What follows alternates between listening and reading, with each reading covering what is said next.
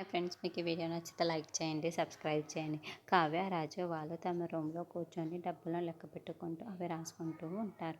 ఇంతలో రాహుల్ అటువైపుగా వెళ్ళి అక్కడున్న డబ్బుని అక్కడున్న రాజు, కావ్య వాళ్ళని చూసి ఒక్కసారిగా షాక్ అయిపోతూ ఉంటారు. ఏంటి వీళ్ళ దగ్గర ఇంత క్యాష్ ఉందా, ఇంత డబ్బు ఉందా, అయినా ఇంట్లో ఉన్న వాళ్ళకి ఎవరికి చెప్పకుండా ఇంత క్యాష్ ఎందుకు దాస్తున్నారు అని చెప్పేసి అనుకుంటూ వాళ్ళ అమ్మ దగ్గరికి వెళ్తూ ఉంటాడు. ఇంతలో అక్కడున్న రుద్రాణిని చూసి అమ్మ నీకో విషయం చెప్పాలి, రాజ్, కావ్య వాళ్ళ దగ్గర 2 కోట్ల దాకా ఉన్నాయి అని చెప్పేసి అంటాడు. ఆ మాటలు వినగానే అక్కడున్న రుద్రాణి అయితే ఒక్కసారిగా షాక్ అయిపోతూ ఉంటుంది. ఏంట్రా నువ్వు చెబుతుంది, అన్ని అబద్ధాలేనా అని చెప్పేసి అంటూ ఉంటుంది.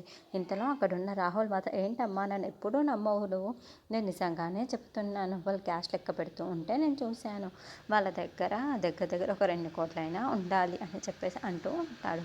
ఆ మాటలు వినగానే అక్కడున్న రుద్రాణి మాత్రం ఏంట్రా నిజంగానే నువ్వు చెప్తున్నావా అని చెప్పేసి అంటూ ఉంటుంది. ఇంతలో అక్కడున్న రాహుల్ మాత్రం అవునమ్మా నా కళ్ళారా నేను ఇప్పుడే చూసి వచ్చాను అని చెప్పేసి అంటాడు.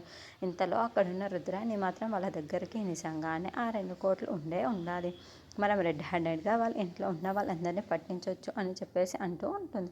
ఆ మాటలు వినగానే అక్కడున్న రాహుల్ అయితే అదెలా అమ్మ, వాళ్ళని ఎలా పట్టించగలం మనం అని చెప్పేసి అంటూ ఉంటాడు.